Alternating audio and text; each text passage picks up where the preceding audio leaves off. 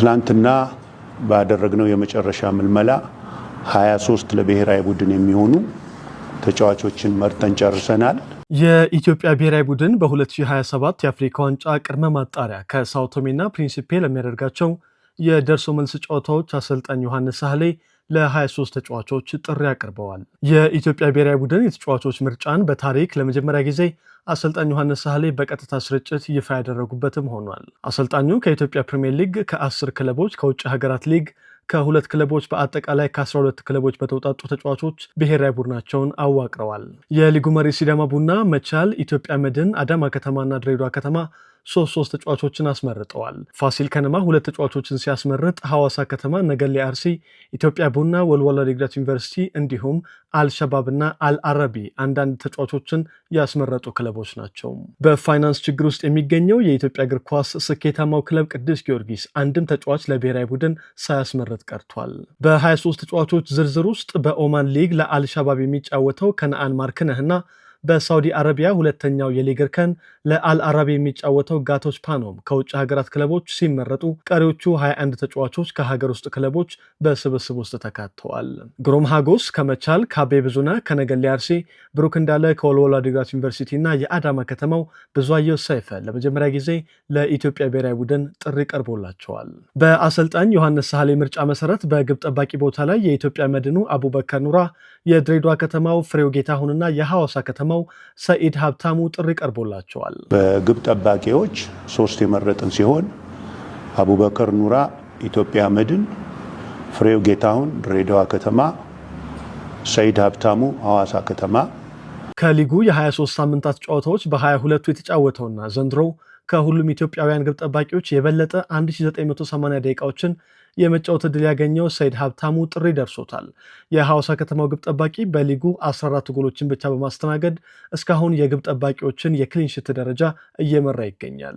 በጉዳት ለረዥም ወራት ከሜዳ ርቆ የቆየውና ለኢትዮጵያ መድን እስካሁን 450 ደቂቃዎችን ወይም 5 ጨዋታዎችን ብቻ ያከናወነው አቡበከር ኑራ በስብስብ ውስጥ ተካቷል። በድሬዳዋ ከተማ ከ23 ጨዋታዎች በ10 የተሰለፈውና ከአብዩ ካሳይ በ180 ደቂቃዎች ያነሰ የመጫወቻ ዕድል የተሰጠው ፍሬው ጌታሁን ለብሔራዊ ቡድኑ ጥሪ የደረሰው ሌላኛው ግብ ጠባቂ ሆኗል። በፕሪሚየር ሊጉ ከ20 ክለቦች 13ቱ የውጭ ሀገር ግብ ጠባቂ መጠቀማቸው የአሰልጣኝ ዮሐንስ ሳህሌን አማራጭ እንደሚያጠባው ቢታመንም ከ23 ጨዋታዎች በ19 ወይም 1710 ደቂቃዎችን የተጫወተው በ12 ጨዋታዎች ግብ ሳይቆጠርበት በመውጣት ከኢትዮጵያውያን ግብ ጠባቂዎች ቀዳሚ የሆነው የአዳማ ከተማው አልአዛር ማርቆስ በምርጫው ተዘሏል። ባለፉት ጥቂት ዓመታት በተረጋጋ ሁኔታ በአንድ ክለብ በወጥነት ጥሩ ብቃት እያሳየ የሚገኘው የድሬዳዋ ከተማው አብዩ ካሳዬ ጥሪ ያልደረሰው ሌላኛው ግብ ጠባቂ ነው። ይልቁንም በድሬዳዋ ከተማ በአሰልጣኝ ታገሱ እንዳለ መሪነት ከ23 ጨዋታዎች በ12ቱ የተሰለፈውና ከፍሬው ጌታሁን የበለጠ 180 ደቂቃዎችን ሜዳ ላይ የቆየው አብዩ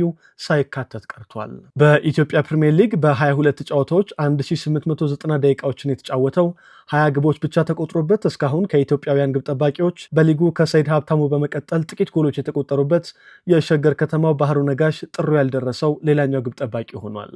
ተከላካዮች አለም ብርሃን ይግዛው መቻል፣ አስራት ቶንጆ ድሬዳዋ ከተማ፣ ያሬድ ካሳዬ ኢትዮጵያ መድን፣ አብዱሰላም ዩሱፍ ድሬዳዋ ከተማ፣ ያሬድ ባዬ ሲዳማ ቡና፣ ራንኬል ጀምስ ኢትዮጵያ ቡና፣ ምኞት ደበበ ፋሲል ከነማ፣ ግሩም ሀጎስ መቻል።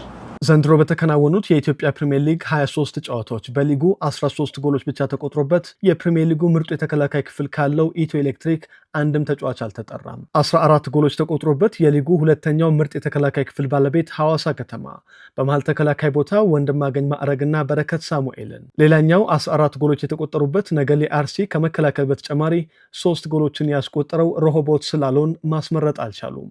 አማካዮች ሀብታሙ ተከስተ ፋሲል ከተማ፣ ጋቶች ፓኖም አልአረቢ ሳውዲ አረቢያ፣ ብሩክ እንዳለ ወልዋሎ ዓዲግራት ዩኒቨርሲቲ፣ ብዙአየሁ ሰይፉ አዳማ ከተማ፣ ወገኔ ገዛሃኝ ኢትዮጵያ መድን፣ ቢንያም አይተን አዳማ ከተማ። በአሰልጣኝ ቱሉ ደስታ እየተመራ ከከፍተኛ ሊግ በመጣበት ዓመት በፕሪሚየር ሊጉ ምርጥ ብቃት እያሳየ በሚገኘው ነገሌ አርሲ ቡድን ውስጥ የቡድኑ አማካይ ክፍል ዋነኛ ዘዋሪ ዳዊት ተፈራ በዮሐንስ ሳህሌ ቡድን ውስጥ ቦታ አላገኘም። አሰልጣኝ ዮሐንስ አማካይ ክፍላቸውን ልምድ ባላቸውና በጥሩ ወቅታዊ ብቃት ላይ በሚገኙት ነገር ግን ከዚህ ቀደም ለብሔራዊ ቡድን ተጫውተው በማያውቁት ብዙአየሁ ሰይፈና ብሩክ እንዳለ ላይ እምነት ጥለዋል። አጥቂዎች ቸርነት ጉግሳ መቻል፣ መስፍን ታፈሰ ሲዳማ ቡና፣ አቡበከር ሳኒ አዳማ ከተማ፣ ከቤ ብዙነ ነገሌ አርሲ፣ አቤል ያለው ሲዳማ ቡና እንደዚሁም ከነአን ማርክነ አልሸባብ ከኦማን ናቸው።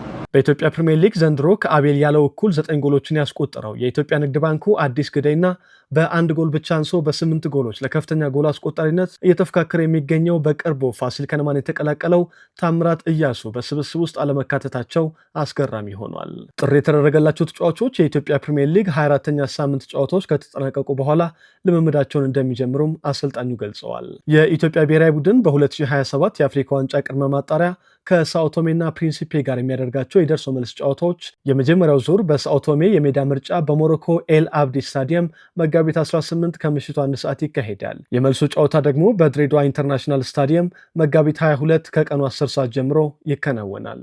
የኢትዮጵያ ብሔራዊ ቡድን ከ5 ዓመታት የስደት ጉዞ በኋላ ለአንድ ጨዋታ ብቻ በሀገር ውስጥ ሜዳው ላይ ጨዋታ እንዲያከናውን ካፍ ፍቃድ መስጠቱ ይታወሳል።